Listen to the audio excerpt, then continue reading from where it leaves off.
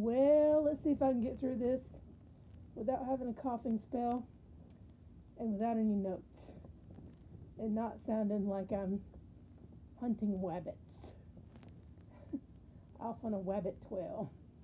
Anyway, I've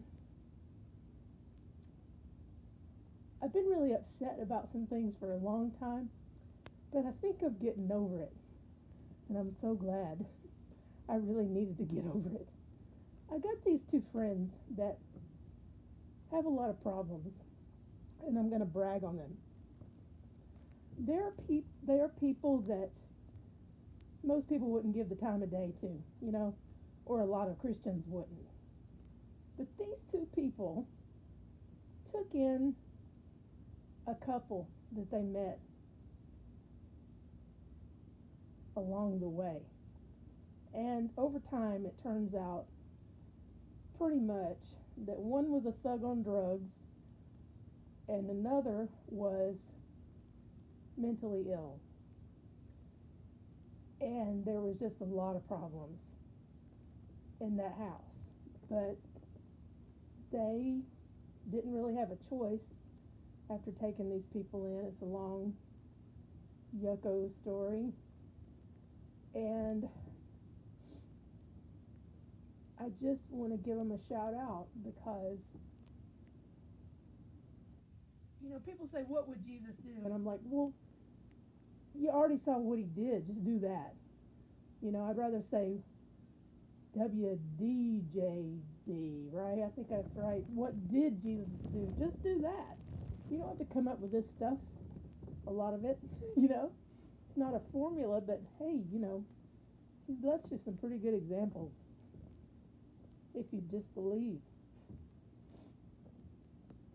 I also want to give out a shout to one of the dearest people I ever met in my whole life.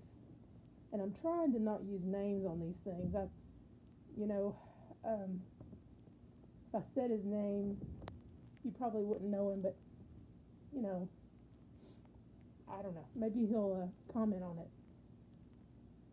He's, I don't know. I think he's in his late 80s. And when I first met him, I kind of called him Black Jesus, I wouldn't do that now because somebody'd probably stone me. I didn't mean anything by it. He was actually the first man that I ever met that I looked into his eyes, and I was pretty sure that I saw the eyes of Jesus. This man went to Vietnam, came home, got the usual treatment, ended up as a homeless drug addict on the streets of Atlanta. And one day, there's so many stories I could tell you about this guy. Somebody stole his shoes in a homeless shelter. What about that? You got nothing and somebody steals your shoes, And then another time he was telling me that he is like the great-great-grandson, I think, if I got the generations right.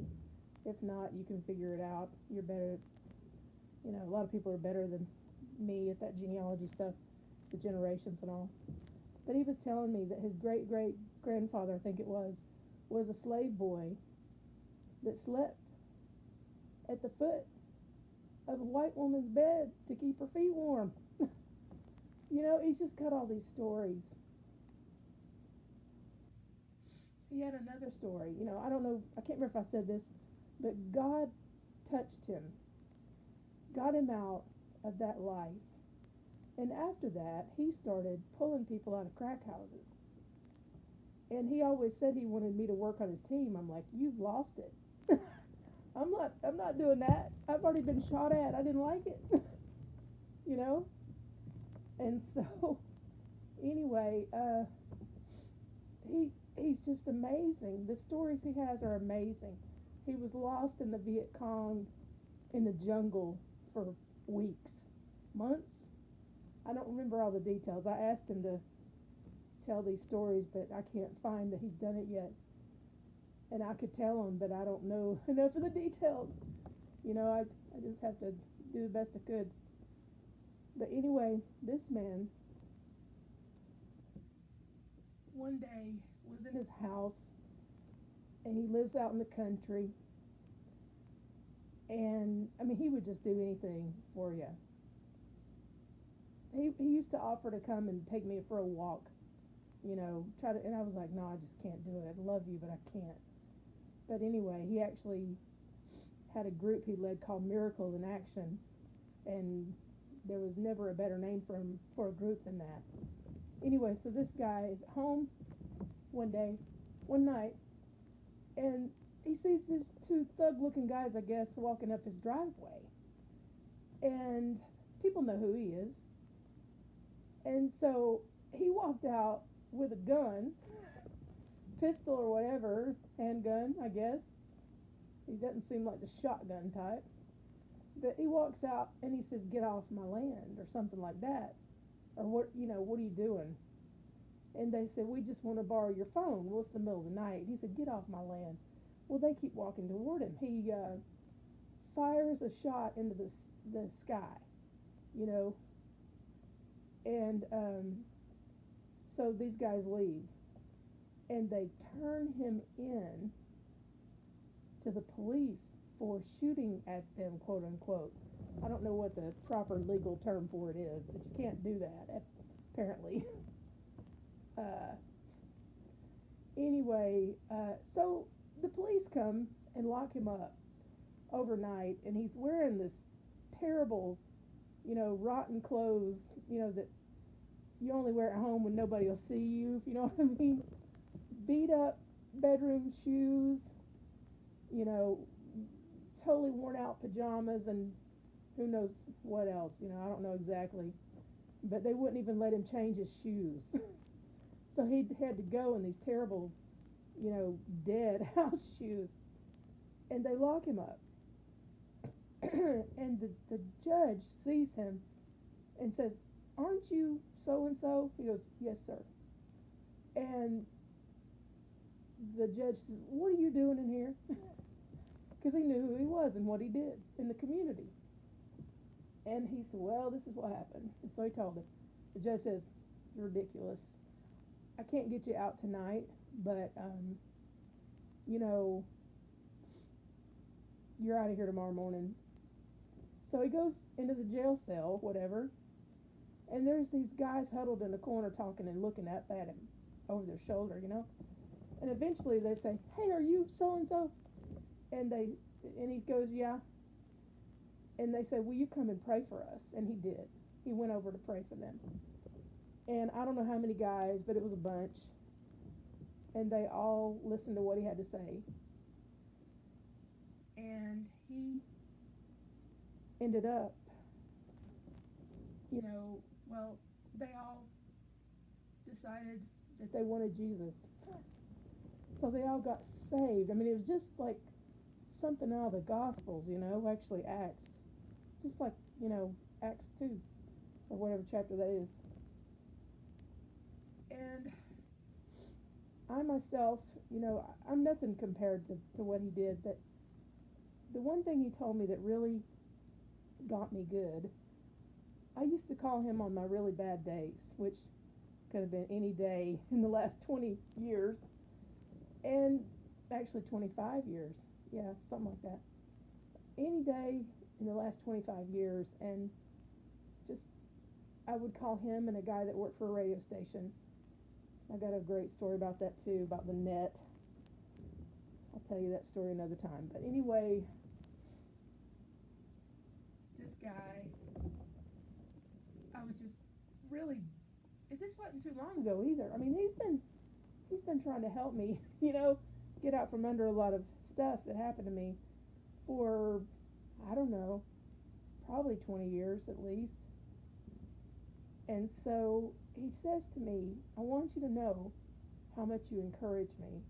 And I burst into tears, because when you're worthless, and you're sick and thrown away by so many people, because of what you do and the way you look and the way you might even act, I'm not perfect, and I've got problems. I'm trying, that's all I can say. I'm definitely a mixed bag. If you spent any time at all with me in the last 51 years, you would know that. But anyway, I was like, how could I possibly encourage you? And he says, you get up every day and do the best you can. And you don't have, he didn't say that, but I was like, yeah, I don't have much left down here on the pavement, you know. But while I was on the pavement, I got to know Jesus' feet pretty well. You know, they say that if you want to find the cross, just follow the bloodiest feet, you know. I don't know if you've ever heard that, but or if you want to find the path. Anyway, I also want to tell one more piece of this thing that I just remembered. Thank you, Lord, for bringing that. I couldn't get Jesus. I had seen so much bad in my life that I just couldn't really somehow receive. And I've had a reception or receiver, whatever problem for many, many years. But I went to this really sweet Methodist church. And it's funny because I worked in this office and the people were pretty good, but they also hurt me pretty bad, some of them. But, accidentally, just because I didn't have a good foundation and they were praying all kinds of mess that wasn't right. And it took me, 20 years, 25, 30 years to figure it out. But anyway, I'd given up on church. I was like, I hate it. These Christians are rotten. Why would I want to be one if that's, all they do is sit around and talk about how bad hookers are and, drug dealers are so bad and going to hell and all that. I'm like, what? I was like, have y'all read the Bible? Jesus dealt with all these awful people, including tax collectors, prostitutes, adulterers, tax collectors, mentally ill people, homeless, Do you really want to do the work? I'm not pointing fingers. It's a lot to do this kind of thing. I can't do it. Not at that level. Not yet. I try. I want to. I know you can't give a homeless person a book, and say, I think this will help you, and walk off when they are hungry and have nothing, no shoes. You don't give a homeless person a book. Just, I could tell you a story about that, but never mind. You can't go up to a mentally ill person that's swinging a chain and say, hey, do you have any bitterness against your mother-in-law? That's not the time to do that, okay? You're going to lose some teeth. Maybe an eye. That's not the time. Anyway, so he, told me that. And, oh, no, sorry, I moved on. I get lost. Oh, my goodness. Too many trains going in and out of the station. You should be used to me by now, though, hopefully. So, anyway, I go to this, office every day with all these people, and I'm trying to help them heal, and just the stress is terrible.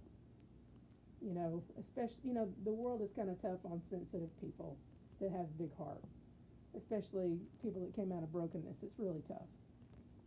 So anyway, and I've got a heart for these people, and I'm trying to help them because they don't have anything. I'm working for a welfare agency, making $50,000 a year, and trying to help people as I could, but I also just burn a lot of money, if you know what I mean, stupid money. I'd probably be making $100,000 now if I was still doing that job, but never mind.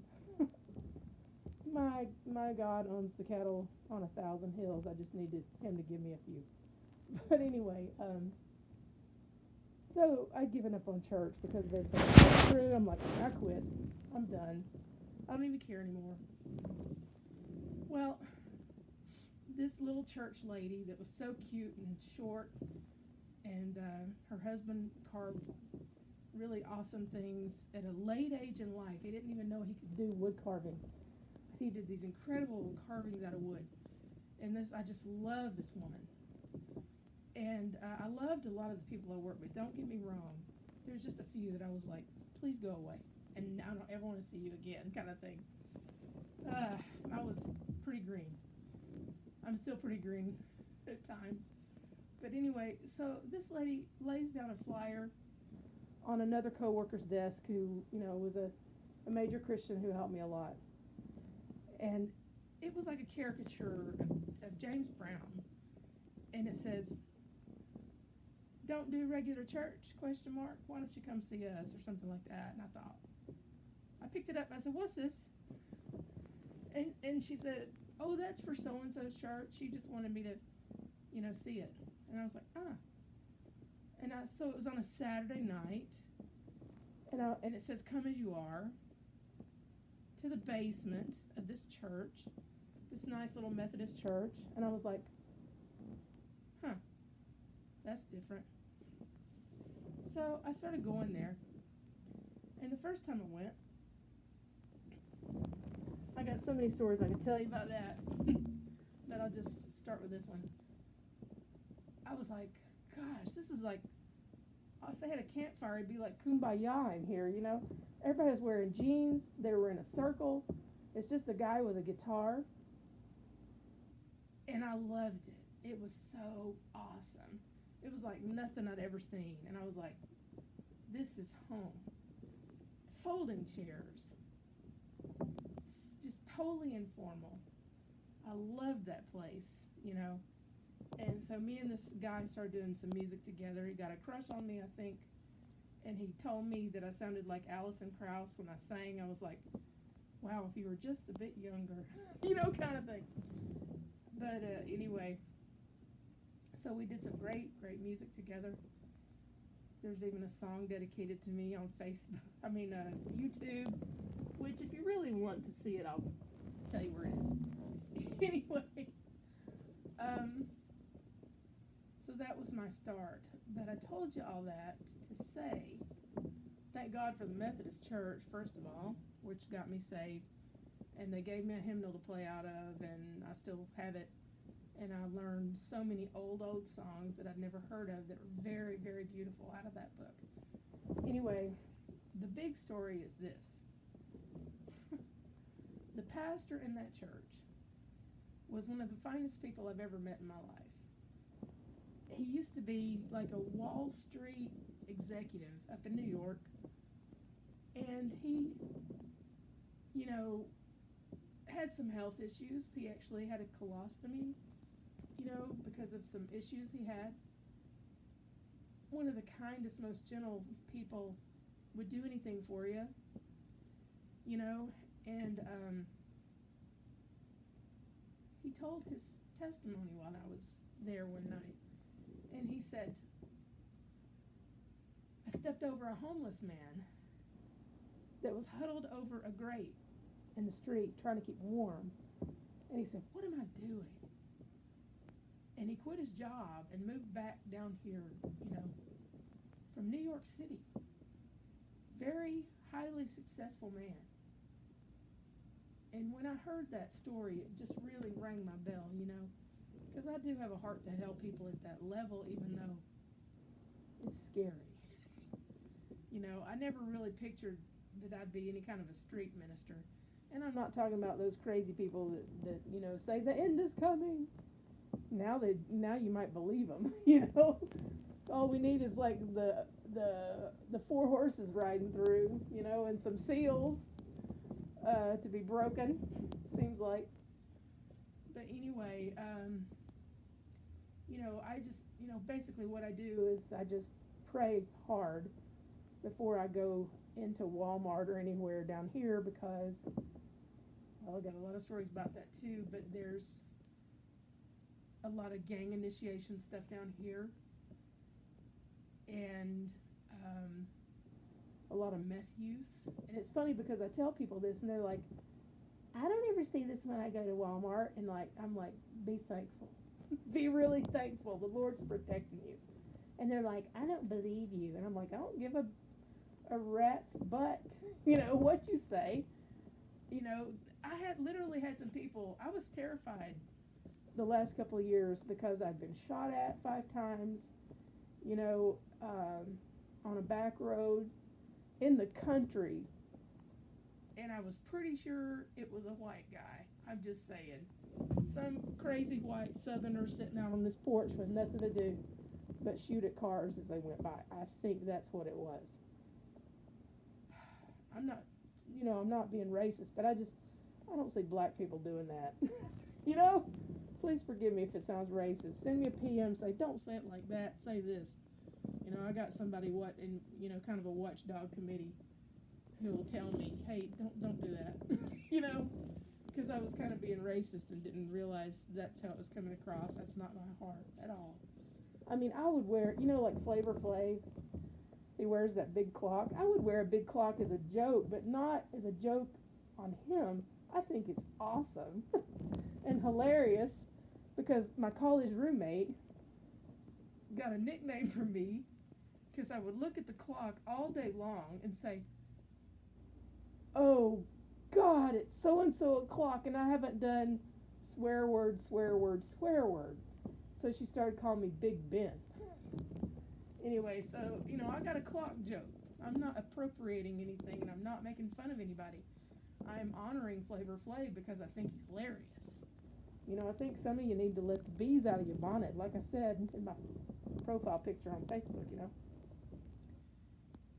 Anyway, I think we're all just too stressed out or something. We need to get back to, well, did you ever see the show Vegetable Soup on PBS growing up?